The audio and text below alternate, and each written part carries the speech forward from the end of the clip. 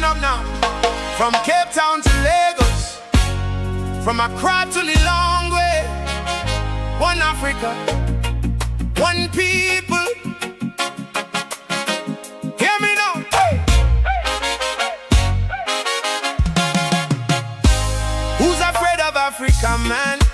Tell me what's the reason if you can. What did Africa do to you? Why you acting like you never knew? Oh, you eat the food, you love the beat, dance to the rhythm in the street. But when your neighbor come across the line, you treat him like he committing crime. Oh, tell me now, what's the fuss? Ain't we all riding on the same bus?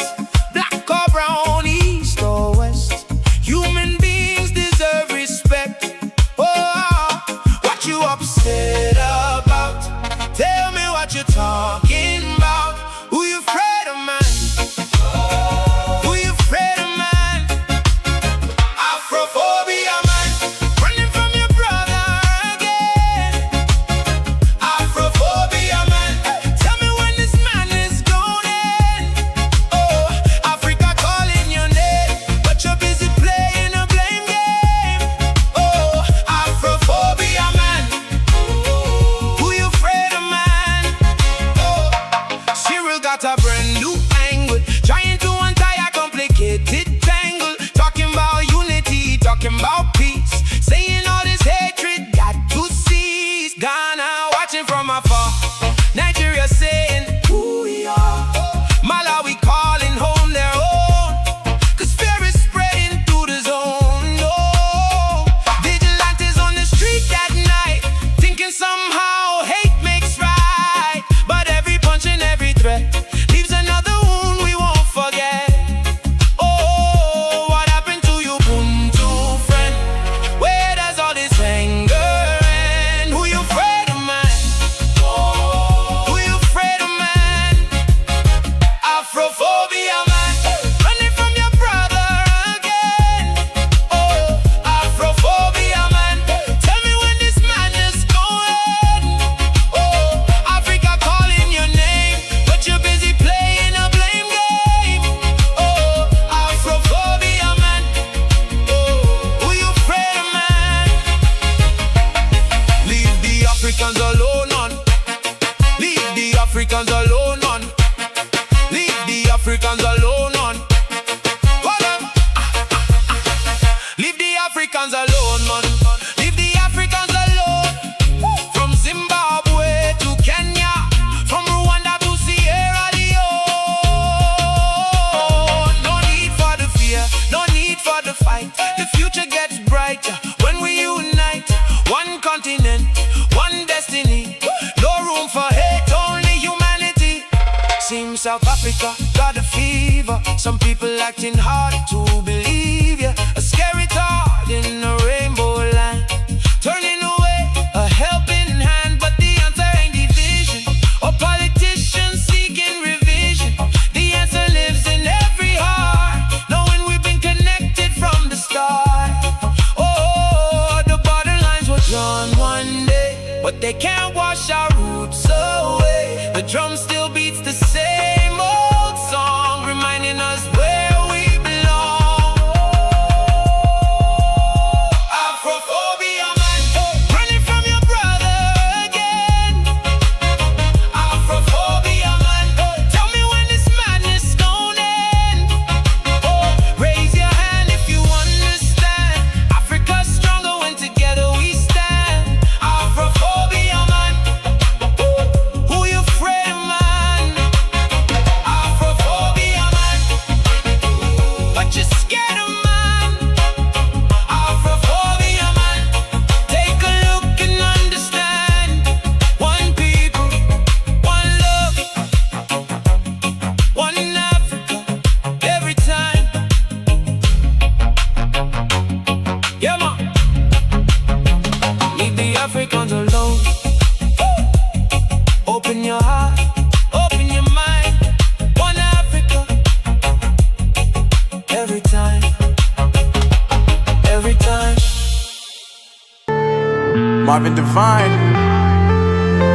I'm saying bye to all the lies and all the times you cried, saying that I wasn't right, yet I was right by your side. You manipulator, playing games, your friends commentators, and I don't know what you say about our private conversations, but it's got them hating. Thanks to all the rumors you be claiming. It's cool, I'm done with you, so they can throw you a celebration. You gon' hate it when you see me with somebody living better. I'm trying to tell you that me just doing me gon' have you jealous. Monday, June 8th, 2026. Welcome back to the program, folks. Your daily dose, your daily inoculation, your daily jab, your daily protection against misinformation, disinformation, yellow journalism, propaganda, hate wankers, and just other ferrayas out there. Welcome back to the program once again, folks. I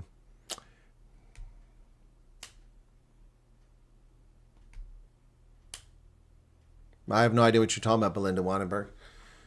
You got a call from Kenya saying Child Protection Services will phone you. About what? I don't know what you're talking about. Child Protection Services from where? Child Protection Services in America are a state-run institution in the state you're in. Why would Child Protection Services contact you in South Africa about something? Or if you're in America, why would Kenya be calling you? It doesn't make any sense. Doesn't make any sense. Welcome back to the program, ladies and gentlemen. Let's get to the news. Plenty to talk about today, including myself in the news. Yes, I made the news, but of course, the dishonest Guardian, the leftist rag that it is, couldn't be bothered to mention my name. To be fair, though, they did give a link to my video. We're going to cover that when we get to it. Protesters defy President Ramaphosa's call for tolerance of illegal aliens, out demonstrating against the illegal aliens yet again. The xenophobic approach taking place by so many South Africans is quite disturbing, to say the least. Protesters defy Ramaphosa and target Boksburg Logistics Company over foreign workers.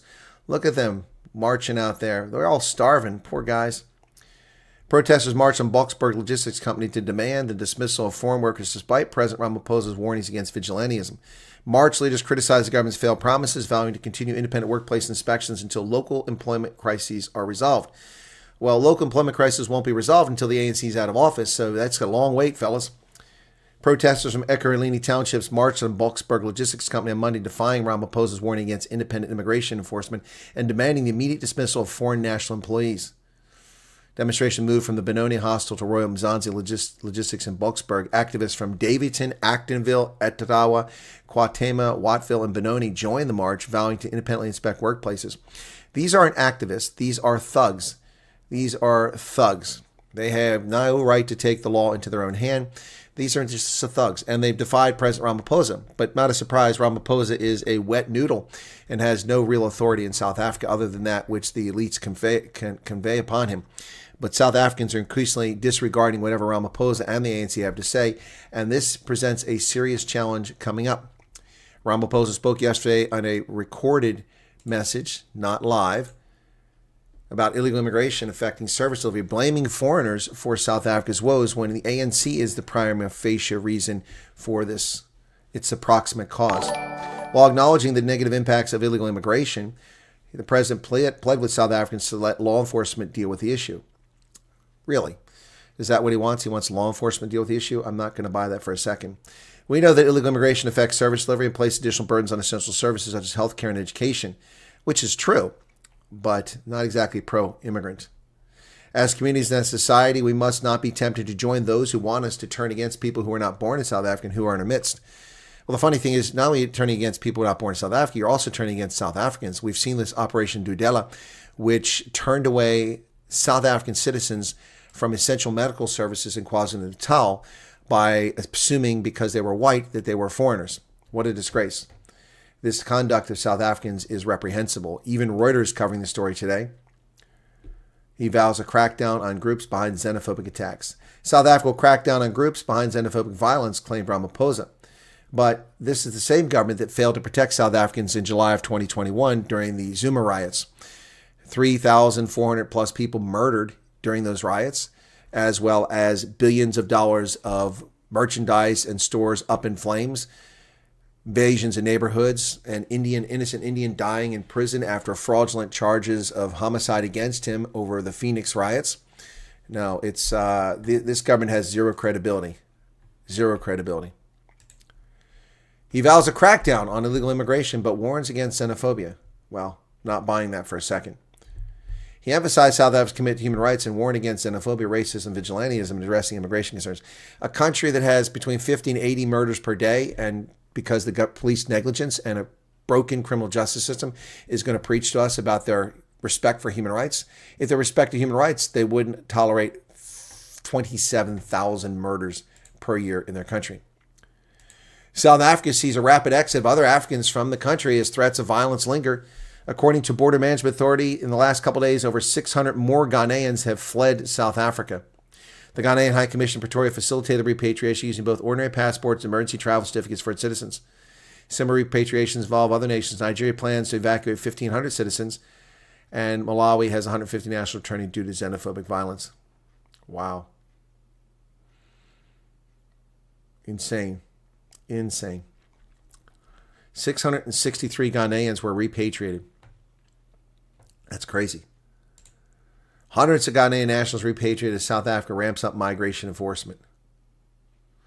See, that's a misleading headline there by Simon. Simon's giving the impression that the reason that they're fleeing is because they're illegal. Not all are illegal. Yes, many of them are. But it's not because they're ramping up enforcement. It's because Ghana fears for its citizens.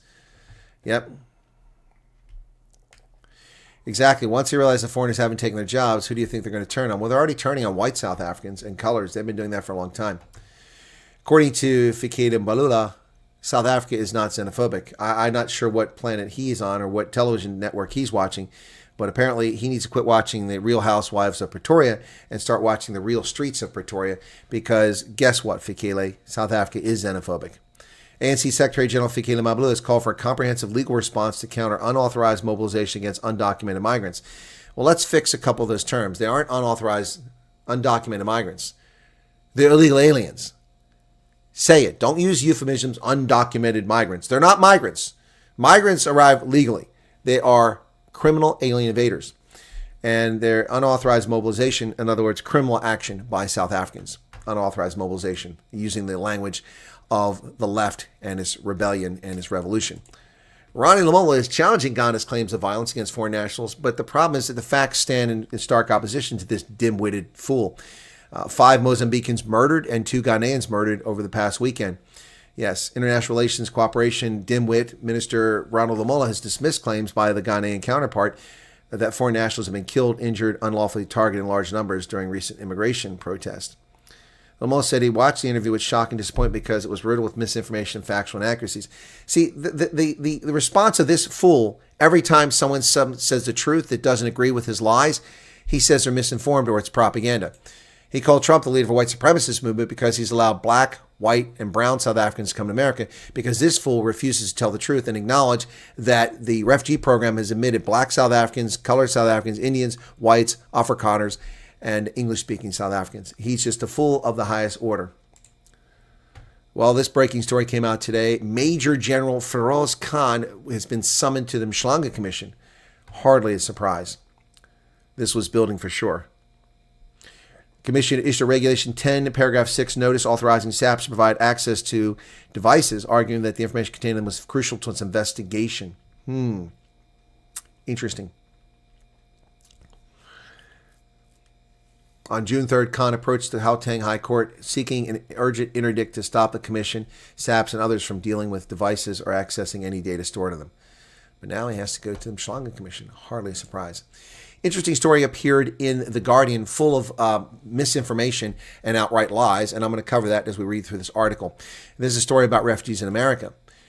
According to Stephen Starr, white South African refugees fall afoul of Republican driving rules in the Midwest. They're not Republican driving rules. They are Ohio's driving rules, and they're not white South Africans, you lying sack of manure. Onerous and costly restrictions aimed at immigrants cause difficulties for group prioritized by Trump administration. It's not aimed at immigrants. That's a lie. It's aimed at refugees. Among President Trump's most vocal supporters are South Africans seeking asylum in the U.S. Once again, another factual incorrection. It's not asylum. It's refugee status. An estimated 6,000 people arrived in the U.S. since the administration's announcement in February last year. No, it's 7,000. So far, 206 Afrikaners have resettled in Ohio, a state that has struggled with population decline in decades. That's actually not true. Ohio is larger today than it's ever been. Struggle and population decline? See, these are just lies. Outright lies. Let's take a look. Let's take a look at Ohio's population. It's what, 11 million, something like that. Ohio.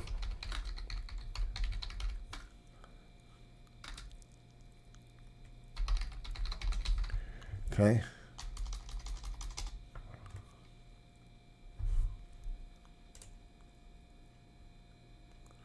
The state's population has increased 2.9 times over since 1900. It is 11.9 million. So this is a liar, and once again, I'm going to prove it's a liar. 1970, 10.6 million. 1990, 10.8 million. 2010, 11.5 million. 2020, 11.79. Almost 12 million people live in Ohio. It does not struggle with population decline. That's a lie. That's an outright lie. So let me just we expose these people who tell you fairy tales. Ohio's population has climbed in every decade. Every decade. It has not declined. This is a lie. I mean, it's just so obvious. They're just so obvious. Unbelievable. A state has struggled with population decline for decades. The Trump administration recently announced that plans to increase by 10,000 number of refugee resettlement places for South Africans this year. That's the only true statement he said so far. But since arriving in the U.S., Afrikaners, largely the Afrikaans speaking descendants of Dutch and French Huguenots, have faced major challenges, in large part due to politics aimed at immigrants enacted by the White House and Ohio's Republican-run legislature. Well, they're not Afrikaners. Some of them are. Last June, Ohio introduced new driving license requirements for lawful residents who are not citizens or green card holders. True. They include the requirement for applicants to complete 8 hours of lessons through a designated driving school, 24 hours of classroom work, and 50 hours of driving with a licensed adult before being able to take a driving exam. The cost of fulfilling these requirements is estimated at $500. Actually, that's not true. It's estimated closer to $700 to $800, and it could take up to 9 months, when in the past it took a matter of weeks. All this has created a major barrier for new South African arrivals, many of whom claim to be victims of the so-called white genocide, a debunked conspiracy theory. No, not a single one of them has claimed to be a victim of white genocide. See, I'm going to have to make a video about this and just refute all this nonsense. Not a single one of them has claimed to be a victim of white genocide. They claim to be victims of racial persecution. You see the lies that the Guardian tells? South Africa was an apartheid state for 48 years until 1991, a time in which many white South Africans prospered as land and business owners, while black South Africans subject to systemic racism and poverty.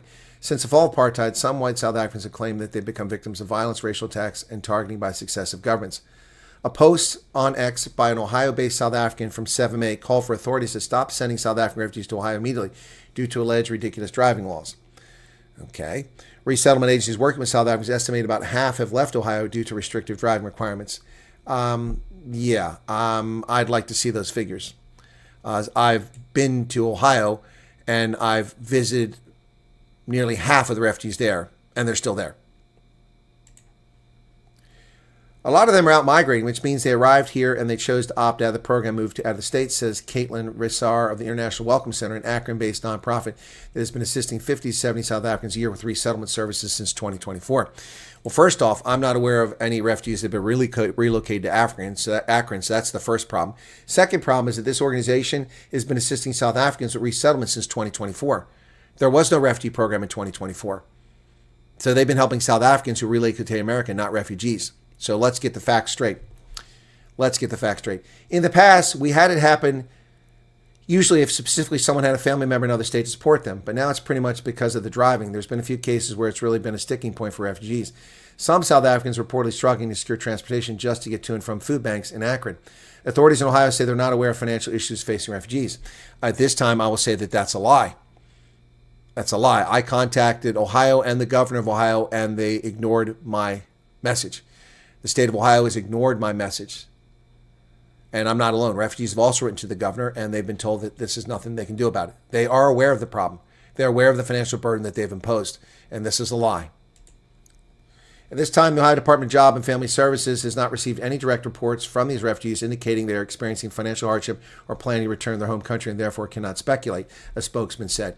Well, I will tell your spokesman that that's all fine and dandy, but we don't care about one little element of the bureaucracy who went straight to the top to the governor. He should have referred it down to you. The fact that he hasn't shows that the state of Ohio is being disingenuous. The law was drawing the ire of conservative supporters of the South African Refugee Program who have pleaded with authorities in Ohio to reverse the change, with one prominent YouTuber calling it deeply discriminatory.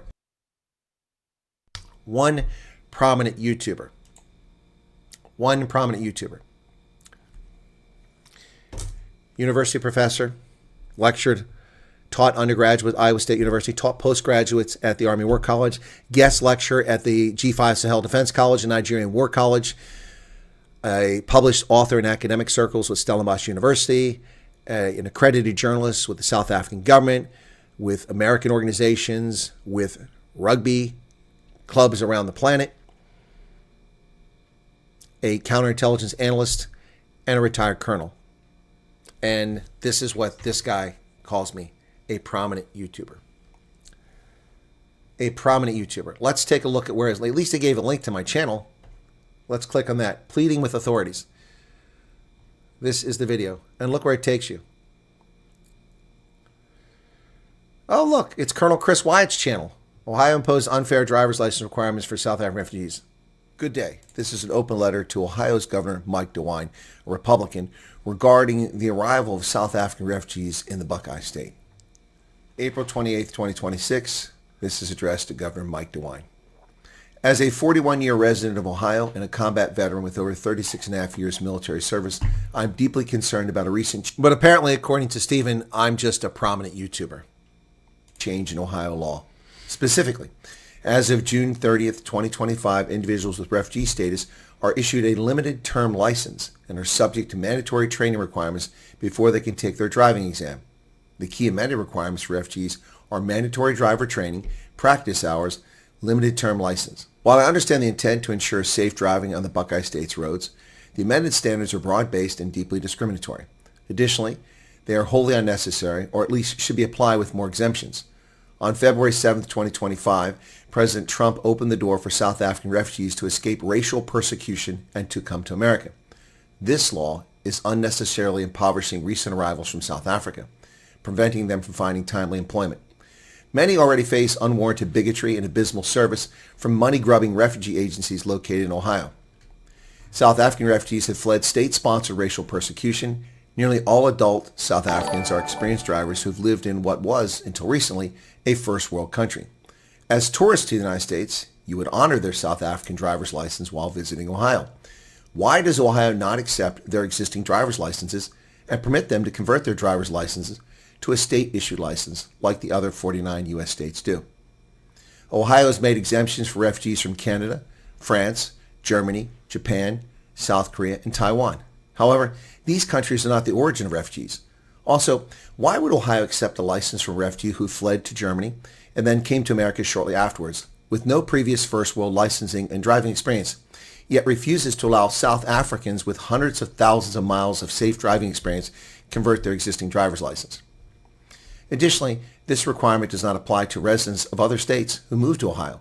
Refugees are afforded the same rights as Americans, except for voting, on arrival in the United States. Imposing this burden is not equal protection under the law as intended in the 14th Amendment to the U.S. Constitution. Ohio's Constitution would also appear to protect against disparate treatment of Ohio residents, which they are. Article 1, Section 2 in the Bill of Rights, adopted in 1851, would appear to be applicable in this circumstance. Specifically, individuals in similar situations are treated equally under the law, prohibiting arbitrary or intentional discrimination by government actors. This would appear to be intentional discrimination against South Africans. The driver training now imposed on South Africans consumes 30% or more of the limited federal grant money, which is $2,000, which a South African refugee receives. Those funds are intended to pay for housing and food, not excessive driver license training expenses. Loss of employment owing to their skin color in South Africa has left many of these South Africans bereft of resources on arrival in Ohio. Imposing this burden means $600 or more in unnecessary expenses for families with educated, experienced adults who need a driver's license to find employment. Effectively, the Ohio legislature has now ensured that many recent arrivals will remain on public assistance rather than rapidly finding employment. The law is counterproductive when it comes to South African refugees. Governor DeWine, I respectfully implore you issue an executive order, if appropriate, to waive this onerous requirement or push the Ohio legislature to pass an amendment to alter this unfortunate situation. Thank you for your attention to this matter. So that was my video, and that's where he steals my news story from April. Steals my news story, and this was published a month ago in May.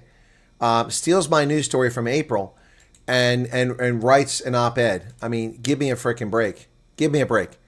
A prominent YouTuber. You're right. He has no respect for me. Well, I have no respect for this leftist rag because I've already pointed out multiple lies. I mean, the most obvious one was that a state that struggled with population decline. Ohio's population has never declined. That's a lie. Now, you can make the argument Ohio is struggling with population growth. It's not growing. It's not growing fast, but that's fine. There's enough people in Ohio. It doesn't need to grow faster.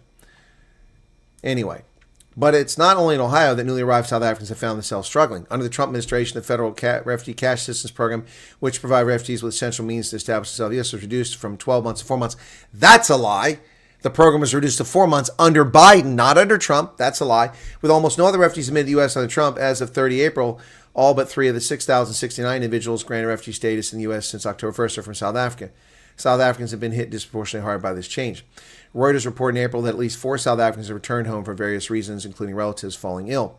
Others suggest South Africans are struggling with housing conditions in Michigan and safety issues in Denver.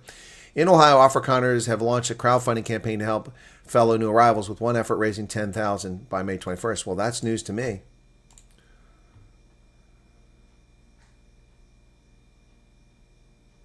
News to me, it's raised $10,500. Give, go, send. I didn't know that. Wow. That's interesting. I don't know who's behind this. Maybe I don't know because they don't want me to know. Interesting. Doesn't say who's behind it. Let me see.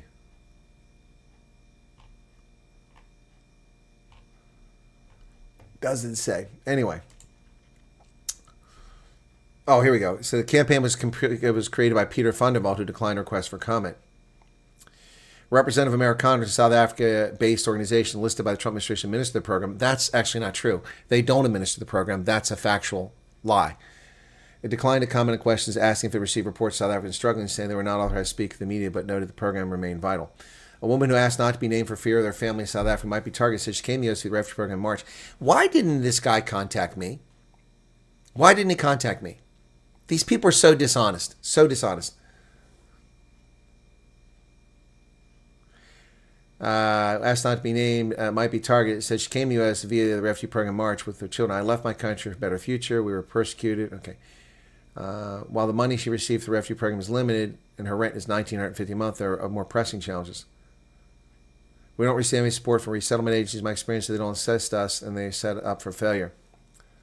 But on the whole, she says the experience is positive. At a time when the Trump administration suspended refugee applications from crisis-torn countries such as Afghanistan and Ukraine, some have criticized South Africans for seeking help with funding to bring their pets to the U.S. That's not even part of the story. Where did that come from? The aforementioned fundraising effort is hosted by Give, Send, Go, a Christian organization that has courted controversy for hosting hundreds of campaigns for extremist organizations. No, it would be the other one. That's not Give, Send, Go. Anyway, so yeah, they're attacking Give, Send, Go here. They attack, and the guy is so dishonest. Steven Starr. Here he is. He looks like a weasel too. Freelance journalist. Yeah, so he writes a story by stealing my news story and doesn't give credit. Does give a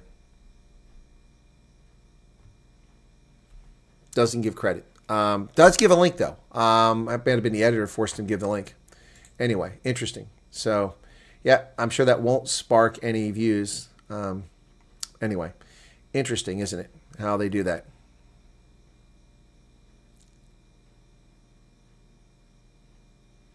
Yep. So as a consequence of that, today I got 20 views at 9 o'clock, 11, so 31, and then 14 is 45, and 752. I've got 52 new views out of that because of that. So somebody reads somebody does read the Guardian, but the point is that that's so just dishonest, disingenuous, shameful. The ANC's mayoral selection inflames revolt in Schwane as they can't find qualified candidates. Well, that's not a surprise. 2 of the 3 Schwane mayoral nominees were found to lack the mandatory experience as councilors. ANC's mayoral committee selection process for the November local government elections is unraveling on 2 fronts simultaneously. And in Schwane, the party's own elections committee has now delivered a damning verdict, declaring the entire nomination process invalid and ordering that it be started from scratch. Formal complaints of bullying, procedural manipulation, and deliberate exclusion have poured out of Greater Schwane, while the party's Northwest structures brace for their own escalation electoral committee. Hardly a surprise. ANC bullying, not a surprise. Freedom Front leader Corne Mulder claims intelligence plot behind the Carnival for President campaign. Dr. Corne Mulder alleges national intelligence behind a campaign touting Peter Carnival for president. The campaign uses social media and AI-generated content, but is not sanctioned by the Freedom Front Plus. Former councillor Yaku Kotsa, now suing the party, secretly recorded Mulder discussing the issue. His suspicions first became public when a recording of a conversation between him and a former party councillor was leaked. Yaku Kotsa, who was removed as a councillor in Langaban by the party last month, secretly recorded a conversation in February without Mulder's knowledge. How are you going to handle the fact that everyone wants to make Peter Carnival president? He said, that's not the party's position. It's a project of national intelligence. It doesn't bother me. I'm aware of it. Kotza then asked what motivation would be behind it. To create division among us. That's fine. I really don't care. They can push that as far as they want. Mulder points out that there's no ballot paper in which voters can directly vote for presidential candidate. You can vote for the Freedom Front Plus a party, and I will act according to what the party decides, not what you say. And if I tell you the intelligence services, it's not because I think so. It's because I know so. I've been informed from the U.S. Conversation took place in Langaban.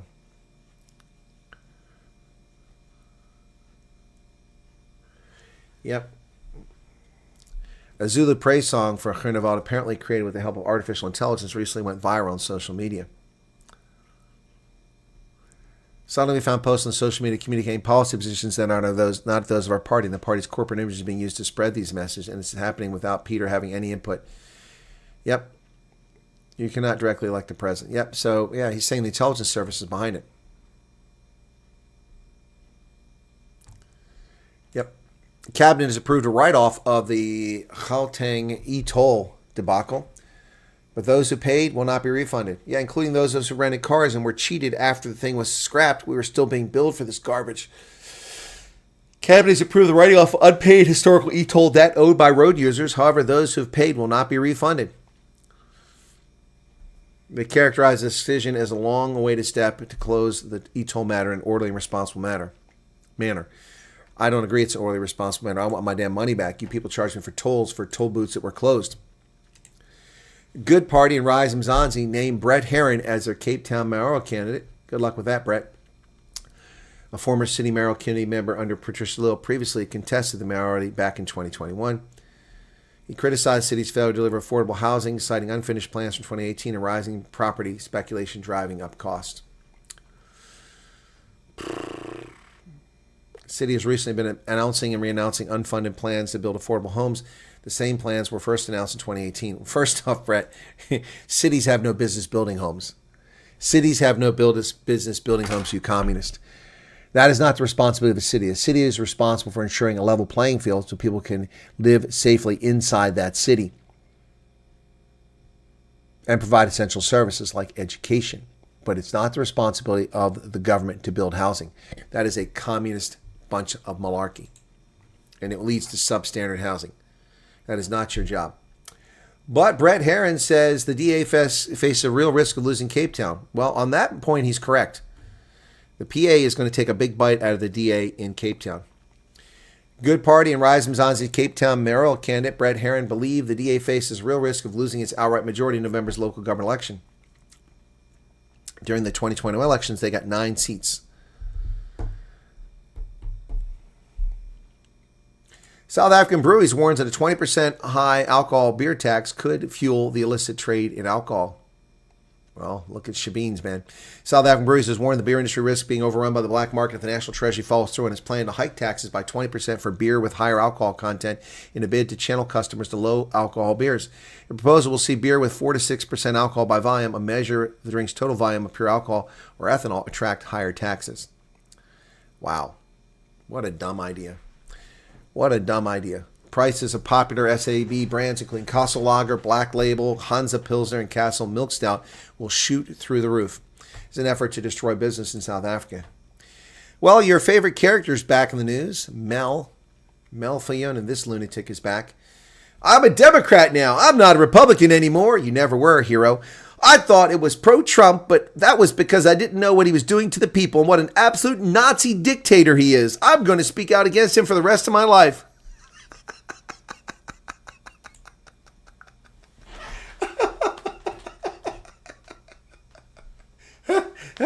Waiter, could you take out the trash, please? Could you take out the trash? A Nazi dictator, because you were caught committing grand larceny over a 6-month period and you got kicked out of the country. So he's a Nazi.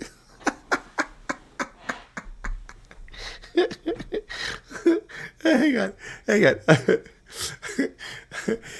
Clean up on aisle 6, please. Can I get a clean up on aisle 6? Mel has tripped over her nails. Yeah, she's tripped over her nails. Clean up on aisle 6. Okay, she's not a blonde. She's not a blonde. That's a bottle. Clean up on aisle 6. Oh my goodness. Oh, she said it's a very, very sad situation. According to her, it all comes down to glitchy bank card. Having arrived in the U.S. without social security numbers, she says they struggled to find a bank, but eventually found what she describes as a kind of dodgy bank they could use. Ladies and gentlemen, I would like to know the name of this dodgy bank. There is only, to my knowledge, one significant bank in the country that is not insured by the Federal Deposit Insurance Corporation, a place whose headquarters I've visited on multiple occasions in Virginia. FDIC guarantees all depositors' accounts up to $250,000 per depositor account. What dodgy bank is she dealing with? And if she's dealing with a dodgy bank, as long as they've been here, why didn't they find another bank? Why didn't they find them? And how did they manage to pay $80,000 for lawyers, $35,000 for a Range Rover, and $50,000, well, $60,000 for their apartment? They claim they prepaid their apartment. So, yeah, $60,000. 60, 80, 140, and 35, $175,000 they claim to have spent in America on that. But when they were arrested by the Boca Raton police, they pled poverty, saying they stole the things because they were hungry. Now she's claiming they never said that.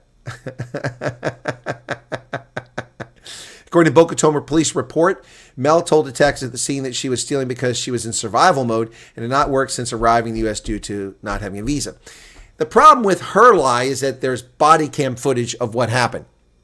So maybe it's time for Husgenut or for NetVec24 to do a Freedom of Information Act request for that body cam footage to get her statement so you can prove that she's a liar. That's 100% not what I said. They're mixing one set of facts with another. She said the Range Rover was towed away. They stole my car. They didn't steal your car, sweetheart. Asset forfeiture. You were arrested for grand larceny.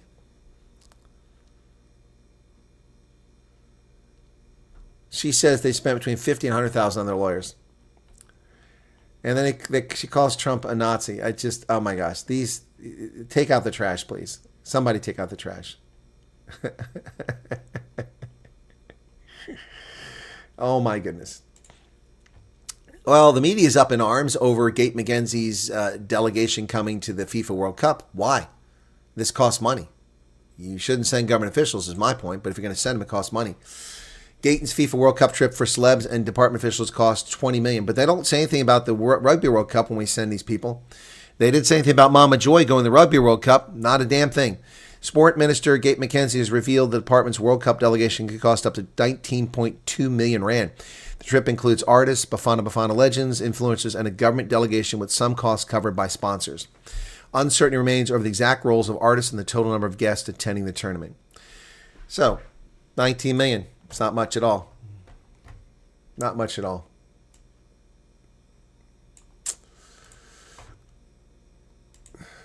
The Ackerman moment of Met draws an apology from John Dobson. Sorry for that. A reckless and cynical action that received its due punishment at the time. The match was a knife-edge 13-11 for the home side, with the Stormers building attacking momentum and hoping their substitutes would make an impact. Unfortunately, Director of Rugby and Coach John Dobson, Ackerman's brain fade was the wrong sort of impact. I apologize for that one. I think that's what you have to get rid of in rugby. Tucked shoulder to the head. Because then guys aren't going to jackal. My only thing to Leo Cullen now is to say sorry for that. Yep. Well, that's an appropriate response, but what a stupid decision. It cost us. We could have had a final. Speaking of rugby, Tony Brown is leaving for the All Blacks after the World Cup. In 2028, he'll join the coaching team, but he won't be the head coach. What's that all about? Not going to be the head coach. Tony Brown will be leaving the Springboks to join his native Kiwi side. Are the All Blacks taking a piss? Are the All Blacks taking a piss? Congo says the number of confirmed Ebola cases now rise to 515, including 91 deaths. 27 new samples tested positive in the previous 24 hours. Not good, ladies and gentlemen. The Central African Republic has decided to accept third country deportees from the United States. Okay.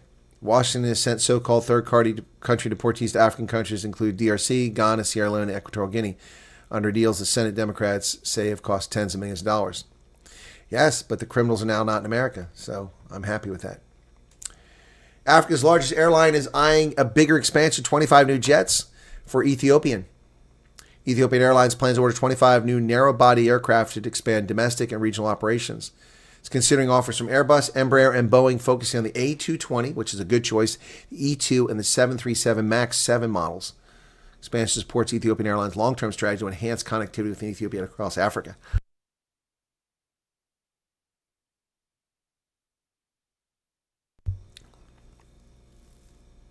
The aircraft order shows growing competition among manufacturers. Airbus has been aggressively promoting the A220, a fuel-efficient aircraft designed for regional and medium-haul routes, and they should. They didn't develop it. Bombardier did, and then they swooped in when Bombardier was so far in debt and then kept them from going bankrupt by simply getting the airline for a song, or getting the aircraft for a song. The A220 is a Bombardier development. It's a brilliant jet. I just flew on it to Orlando. Guinea's president's coalition has won a legislative majority. Political parties backing Guinea's coup leader turned president Mamadi Doumbouya have won a majority in the bauxite-rich West African country's legislative elections. The final distribution of Guinea's 147 legislative seats was still being determined, but the pro-Doumbouya Generation for Modernity and Development, GMD, coalition has strongly outperformed rivals according to provisional data. And they won at least 100 of the 147 seats. That's a two-thirds majority right there. Nigerian Army has freed 360 abducted people in northeastern Borno State. The operation, according to the Army statement, was conducted in the Mandara Mountains, which form part of the militant group's stronghold. It resulted in the release of several people, including children who had been abducted across different communities in Borneo. 2 infants succumbed to exhaustion due to the challenging mountainous terrain and hardship they endured during their prolonged captivity. The remaining rescued abductees were successfully evacuated to safe locations for medical care and humanitarian support. The airport in Ethiopia is crap. It's right there in Addis. They're building a new multi-billion-dollar airport 45 kilometers from town. The Houthis have declared war on Israeli-flagged vessels in the Red Sea. The group said it targeted Tel Aviv area with missiles as it escalated threats against Israel. Yemen's Iran-aligned Houthi terrorists on June 8th declared a ban on Israeli shipping in the Red Sea, warning that any Israeli-linked vessel would be considered a military target. But that's not an Israeli-linked vessel. That's a Liberian-flagged Greek-operated bulk carrier, the MV Magic Seas, that was attacked by the Houthis. We consider all enemy movements to be legitimate military targets for our armed forces. Well, it's time to wipe out the Houthis as well. The Iran war continues, and both sides have halted their attacks, Iran and Israel. But both have said we'll open it up again at our own discretion. The Prime Minister of Australia says Australians are feeling let down by a system amid the One Nation's poll surge. Now that his party is in second place, this hate-wanking Anthony Albanese clown is blaming it on One Nation.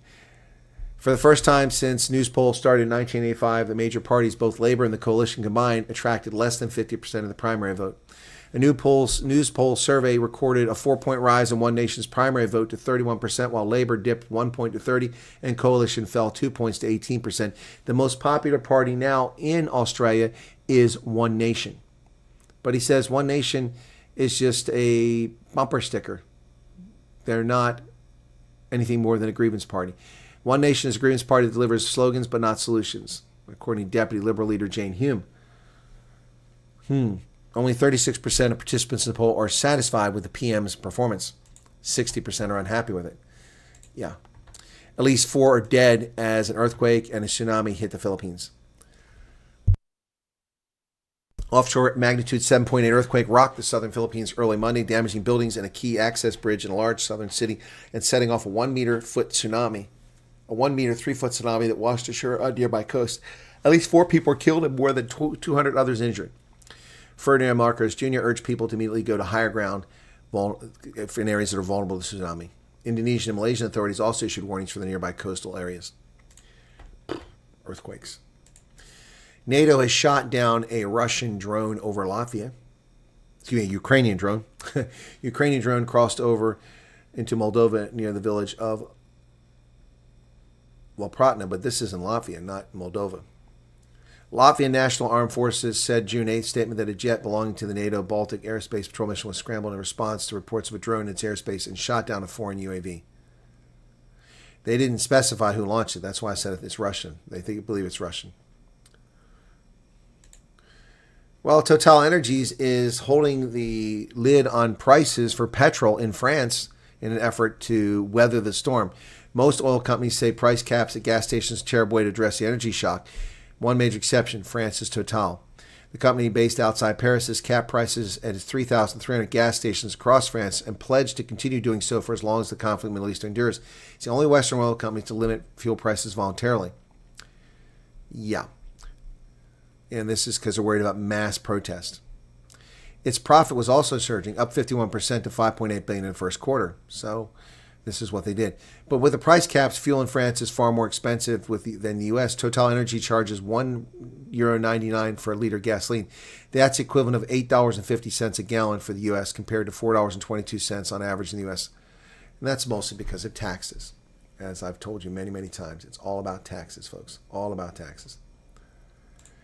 Armenia's Prime Minister Nikol Pashinyan claims victory in elections seen as a test over Russia's influence.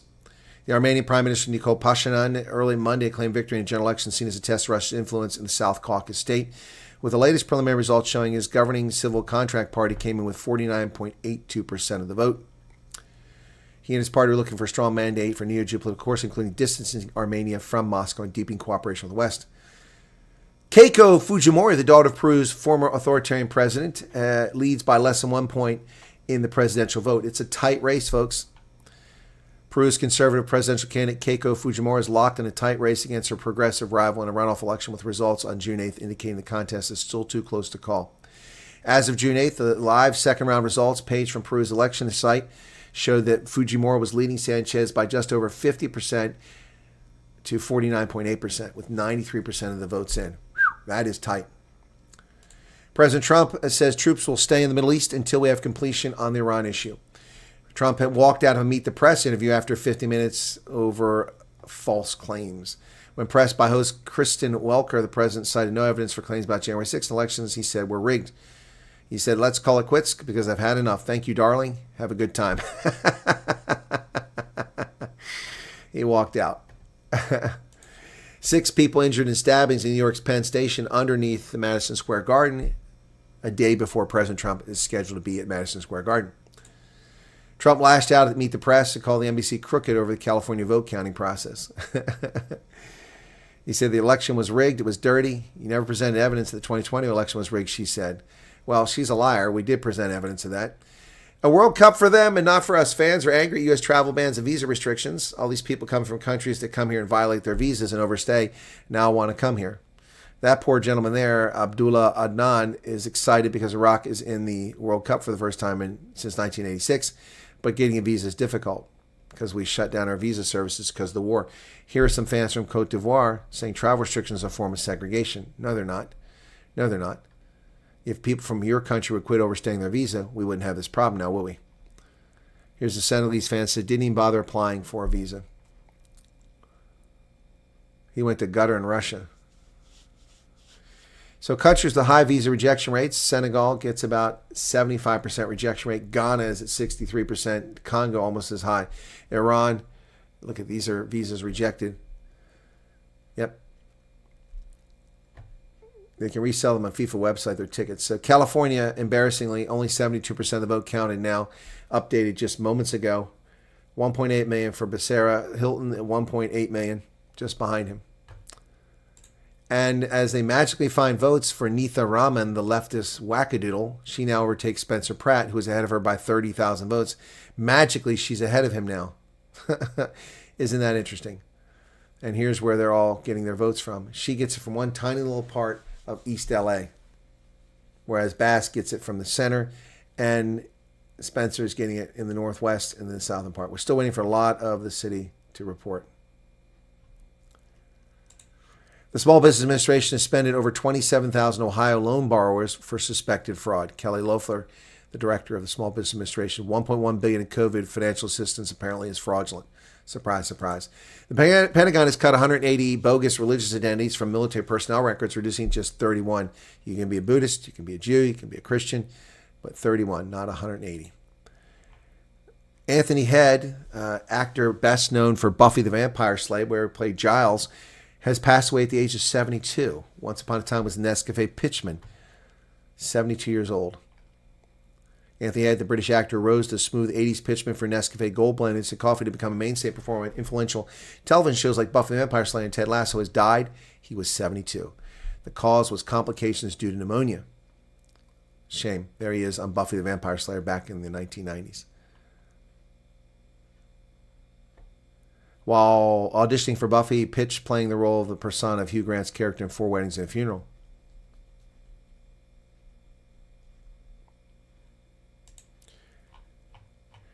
James Handy was stabbed to death by his girlfriend's 44-year-old son. The 81-year-old actor, veteran character actor, was murdered, stabbed multiple times. Officers responded to a report of unknown trouble after a caller dialed 911 and told police, "I'm the son of man. I just killed the man of sin." He was an actor on NYPD Blue, K9, Law and Order, CSI, New York, Logan, Alias, Castle, NCIS, The West Wing, Arachnophobia, The X-Files, and Murder, She Wrote. He also played in Maverick 2022, Top Gun. And that, ladies and gentlemen, is the news for today. Thank you for tuning in. Be sure to hit the like button if you have not done it already. Would appreciate that. And I would like to stick around, but we only got 242 likes. Can't we do better than that? Push that up. Not even begging for super chats, just asking for likes. I have to run and collect something from the pharmacy, and then I've got to go to my dental appointments, one for a cleaning and one for a prep for a crown. You're welcome for the news. If you missed my interview with Professor William Gumeda, you've missed out on something good. Please go back and check that. It was an interesting interview, and that was on a short while ago. So YouTube's data is way behind here. You're welcome for the news. And 2,000 viewers on that, so feel free to go back and watch that, okay? I've got 1 cent of ad revenue from that interview. By the way, if you wonder how much money I make, 1 cent. 2,000 people watch the show. I got 1 cent of revenue, 1 U.S. cent. You're welcome for the news. All right. Kim Jong's sisters actually run the show. Oh, yeah. Well, rumor has it she is running the show. Kim Jong-un you're talking about. Okay. What else? That was an awful interview. She was disrespectful, nasty, aggressive. I'm so glad he walked out. I didn't see the interview, so I didn't see it. Yeah, the woman, is she a woman of color? I based on her picture, she looked like a woman of color.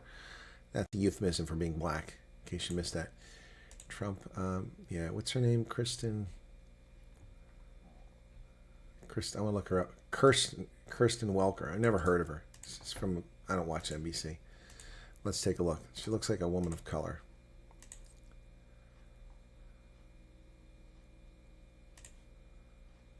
She is a woman of color. Surprise, surprise, surprise. Went to Harvard. Surprise, surprise, surprise. She's from Philadelphia. She's a Bachelor of Arts in American History from Harvard. In American history. I'd love to hear what she has to say about American history.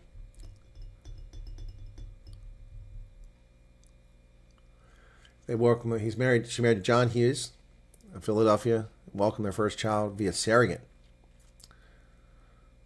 Also had a second child via surrogate. So wasn't able to reproduce. Anyway, there you have it, folks. Be sure to hit the like button. Thank you for being here. We're up to, how many likes do we get? We get any more? 290 now. That's good. Thank you for that. Thanks, everybody. I hate to cut bait and run on you, but I'm going to have to head out. It's time. That's not the correct time back there. That's 4 minutes behind. So it's actually 12:55. I need to hit the road, unfortunately. Tomorrow we've got another guest on the program. Don't forget, this Friday I'm flying to Atlanta. I'll be at Decatur for a meet and greet with folks from about 4 to 8 p.m. And then on Saturday, it's up to Greenville to meet with folks at a meet and greet there in Greenville, South Carolina. And then on Sunday with the Stoltz family, and then back down to Atlanta, Neil Diamond, and then some folks in Monroe, Georgia. All right? So stick with us. Got a lot going on. And don't forget the New England trip coming up after that. Okay? She's a woman of many colors. Okay. Alrighty, guys. Be sure to hit the like button if you haven't done already. How are we doing the likes? We're up to 300. Hey, we hit 300. That's good. Cheers. Thanks for being here. Appreciate your support, and we'll see you tonight for Night Owls. Bye-bye. His charm. Well, that wasn't what I wanted to do. That went sideways. This is what I want to do.